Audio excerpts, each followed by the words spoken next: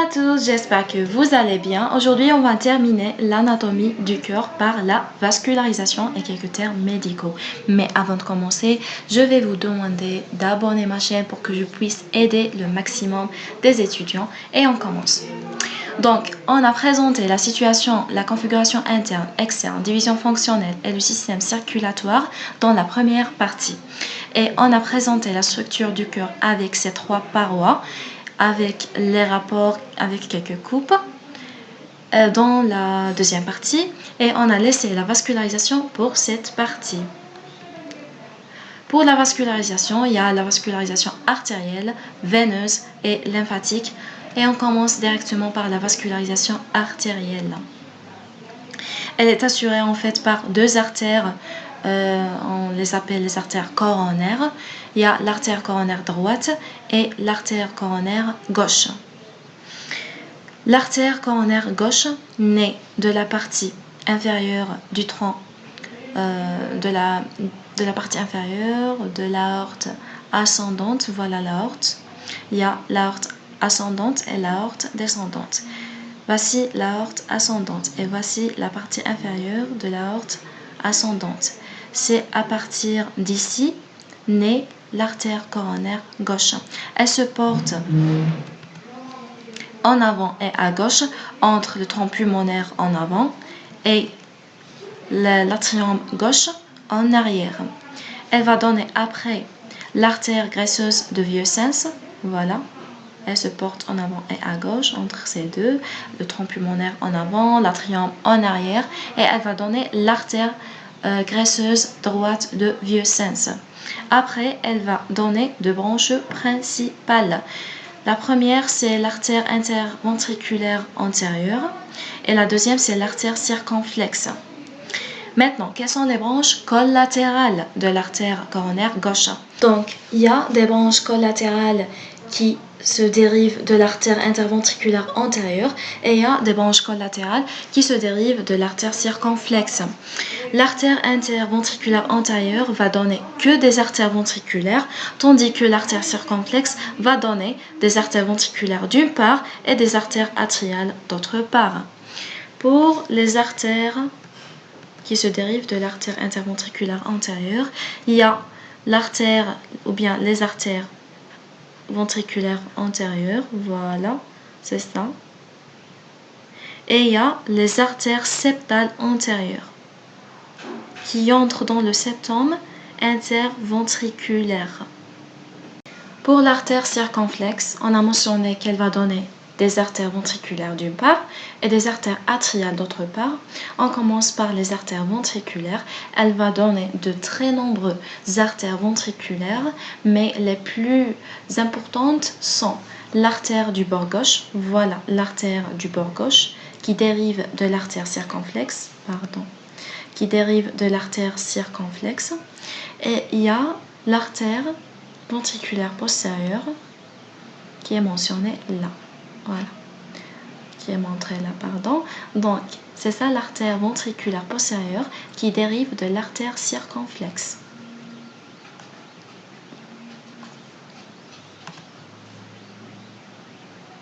Pour les artères atriales, il y a l'artère atriale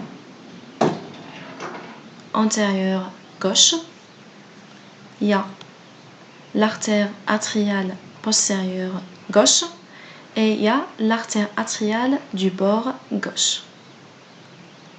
Je répète. Donc il y a trois branches en ce qui concerne les artères atriales.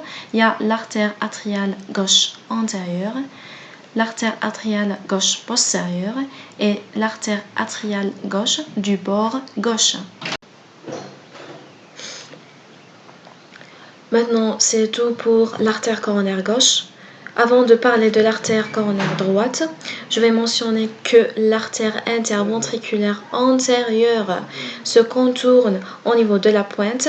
Elle se porte un petit peu en arrière pour être anastomosée à l'artère interventriculaire postérieure. Et c'est ça. Maintenant, pour l'artère coronaire droite, elle naît de la partie inférieure de l'aorte ascendante.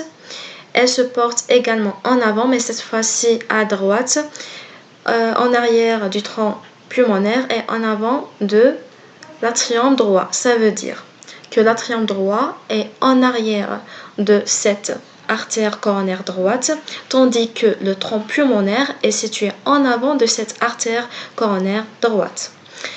Au contraire de l'artère coronaire gauche, l'artère coronaire droite n'est pas divisée à des branches principales. Elle se poursuit directement, mais au cours de son trajet, elle va donner bien sûr des branches collatérales. Parmi eux, il y a des branches qui sont destinées pour le ventricule et il y a des branches qui sont destinées pour l'atrium droit. J'ai écrit les branches destinées pour l'atrium droit dans cette partie et les branches qui sont destinées pour le ventricule droit dans cette partie. On commence par les artères atriales. Avant, j'ai oublié de mentionner que l'artère coronaire droite va donner également une artère graisseuse gauche de vieux sens. Artère graisseuse gauche de vieux sens. Maintenant, quelles sont les artères atriales de l'artère coronaire droite? Il y a les artères atriales droites antérieures. Les artères. Ici, il y a une seule artère atriale gauche antérieure, mais ici, il y a un ensemble des artères atriales droites antérieures.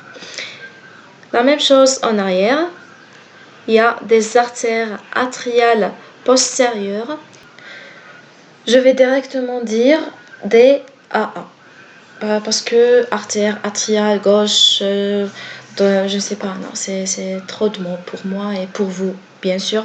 Donc, je vais directement dire AA, ok? Donc, on est là, oui. Il y a également, dans la partie droite, des AA droite postérieure. DAA droite postérieure. Dans la partie gauche, il n'y a qu'un seul A postérieur gauche. Mais ici, il y a des AA postérieurs, un ensemble, plusieurs AA droite postérieure. Voilà. Il y a également le AA, l'artère atriale, le AA du bord droit. Du bord droit. Voilà. Ok. Et on a terminé pour les artères atriales. Maintenant, on va parler des artères ventriculaires. Il y a l'artère ventriculaire du bord droit. Voilà, l'artère ventriculaire du bord droit. Et il y a l'artère ventriculaire postérieure. Après, l'artère coronaire droite se poursuit par l'artère interventriculaire postérieure.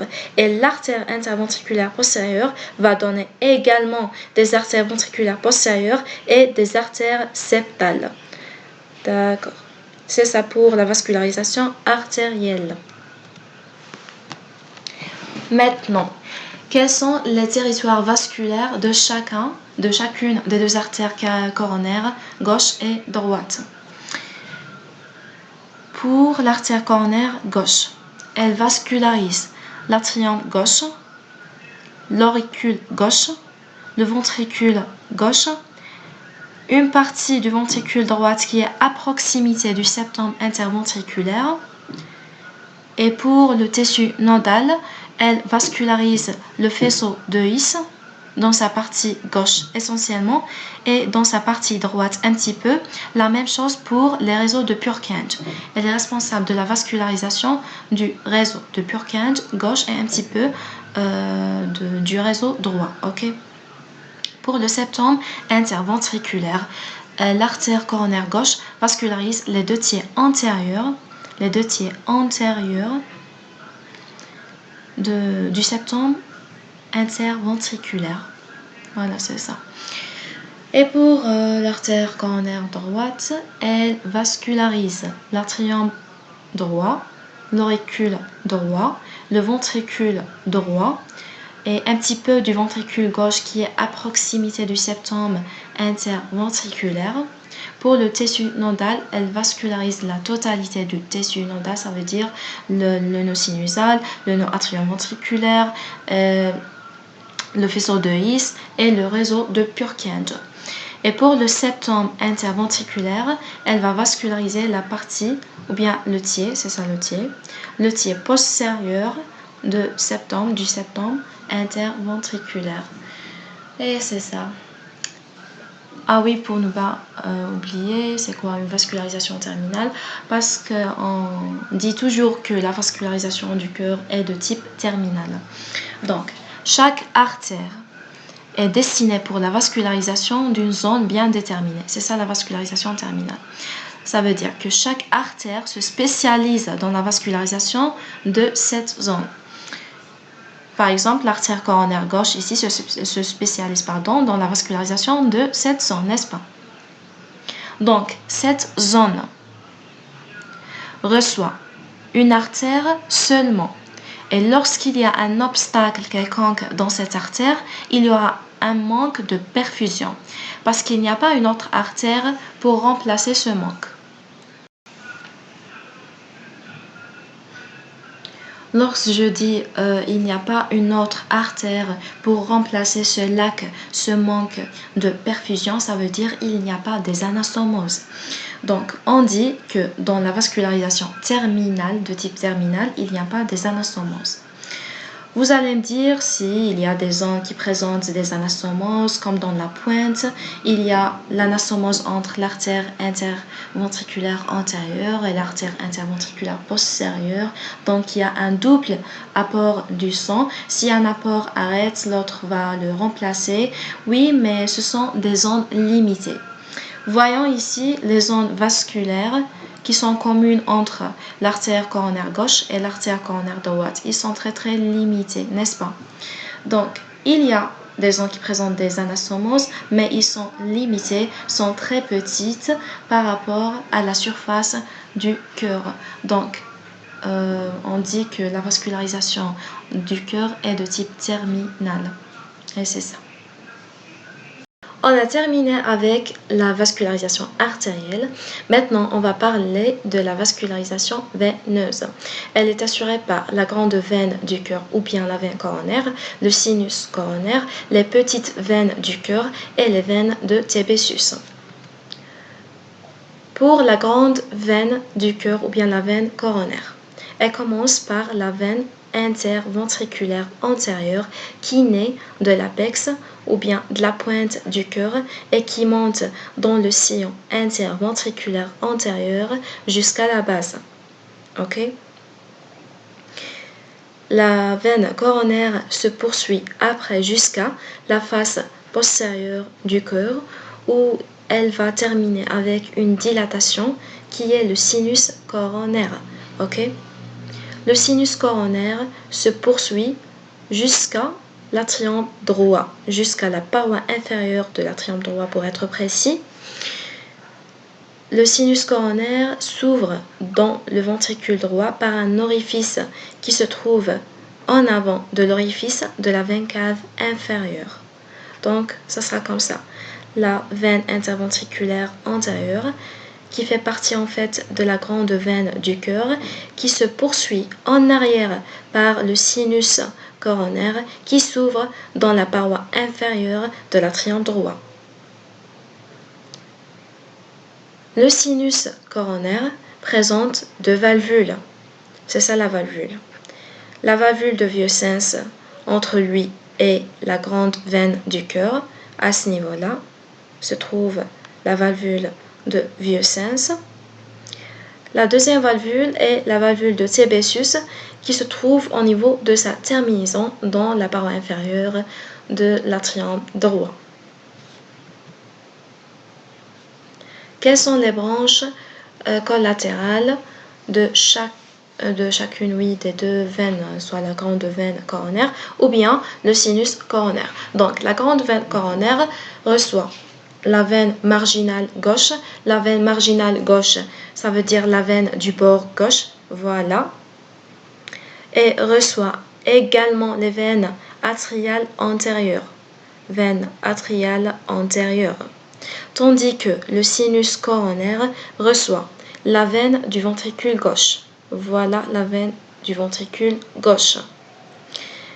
La veine oblique de l'atrium gauche ou bien la veine atriale postérieure, la veine interventriculaire postérieure et la petite veine coronaire. Ok, la petite veine coronaire.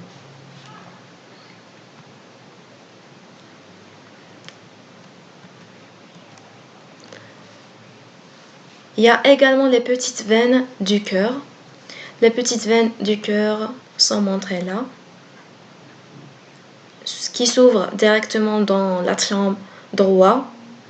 Donc, les petites veines du cœur qui vont vasculariser les ventricules. Le ventricule droit précisément s'ouvre directement dans l'atrium droit. Et il y a également les veines de Tébésus. Ces veines sont en fait des veines intracardiaques qui se trouvent au sein des cavités cardiaques, donc on ne peut pas les voir depuis la surface du cœur. On va parler maintenant de la vascularisation lymphatique qui est assurée par deux types de réseaux. Il y a les réseaux lymphatiques profonds et il y a les réseaux lymphatiques superficiels. En fait, il y a un seul qui est superficiel, mais bon. Pour les réseaux lymphatiques profonds, il y a le réseau sous-endocardique. Oui, il y a le réseau sous-myocardique. Et pour le réseau superficiel, il y a le réseau sous-péricardique. On va étudier le drainage lymphatique du réseau superficiel sous-péricardique. Ce drainage s'effectue par deux collecteurs principaux. Il y a le collecteur principal gauche et le collecteur principal droit. Le collecteur principal droit se draine dans le canal thoracique. On sait comment je vais dire ça. On sait c'est quoi le canal thoracique. Le canal thoracique, c'est le canal lymphatique le plus important dans le corps et qui est responsable du drainage veineux de la majorité des parties de notre corps. Et après le drainage par le canal lymphatique, le drainage s'effectue dans le tronc brachiocéphalique droit. Donc, le réseau superficiel s'effectue par deux collecteurs principaux. Pour le collecteur droit, il se draine par le canal thoracique qui se draine lui-même par le tronc brachiocéphalique droit. Oui, les vaisseaux lymphatiques se drainent par des veines à la fin de leur vascularisation lymphatique. Pour le canal principal ou bien le collecteur principal gauche, il se draine directement par le tronc brachiocéphalique gauche. Maintenant, on va parler des foyers d'auscultation. Voici une pyramide cardiaque. On l'appelle l'aire cardiaque qui est limitée par 4 bords et 4 angles. Ce qui nous intéresse ici, c'est 4 angles. Il y a 2 supérieurs et 2 autres inférieurs. Pour l'angle supérieur droit, il se trouve dans le deuxième espace intercostal et il est près du sternum de 1 à 2 cm. La même chose pour l'angle supérieur gauche. L'angle supérieur gauche se trouve également dans le deuxième espace intercostal. Il est proche du sternum avec 1 ou 2 cm également. Pour l'angle droit inférieur, il est lié directement au sternum. Donc on dit qu'il se trouve sur la ligne sternale et il se trouve dans le sixième espace intercostal. Voilà. Pour le quatrième angle, l'angle gauche inférieur, il se trouve dans le cinquième espace intercostal et il est un petit peu loin du sternum avec 8 cm à peu près. C'est quoi un foyer d'auscultation? Le foyer ou bien les foyers d'auscultation présentent les zones où l'ouïe est maximale et meilleure. Pour les 4 valvules cardiaques, pour chacune d'elles, il y a un foyer d'auscultation qui est correspondant à un de ces 4 angles où la valvule est bien audible et bien entendue. Ok? Donc pour la valvule aortique elle est correspondante à l'angle A. Et pour la valvule pulmonaire, elle est correspondante à l'angle D. Et pour la valvule tricuspide, elle est correspondante, veut dire bien entendu dans l'angle B. Et pour la valvule mitrale, elle est bien entendu dans la valvule, l'angle, C. Et c'est ça. Dernièrement, il y a la silhouette cardiaque. Elle est présentée sous forme, ou bien elle est limitée par des arcs en fait. Il y a 3 arcs pour la partie gauche et 2 arcs pour la partie droite. Pour la partie droite, il y a l'arc supérieur droit et l'arc inférieur droit, que présentent chacun d'eux. Pour l'arc supérieur droit, il présente le tronc veineux brachiocéphalique et la veine cave supérieure. Et pour l'arc inférieur droit, il présente l'oreillette droite et la veine cave inférieure.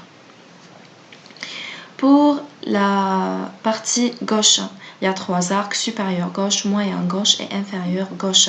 L'arc supérieur gauche est présenté par l'artère subclavière et la crosse aortique. L'arc moyen gauche est présenté par le tronc de l'artère pulmonaire et l'auricule gauche. Et pour l'arc inférieur gauche, il est présenté par le ventricule gauche. C'est ça, on a terminé. Et enfin, l'anatomie du cœur, j'espère que ça va vous aider. Et n'oublie pas de faire surtout un like et subscribe pour m'encourager.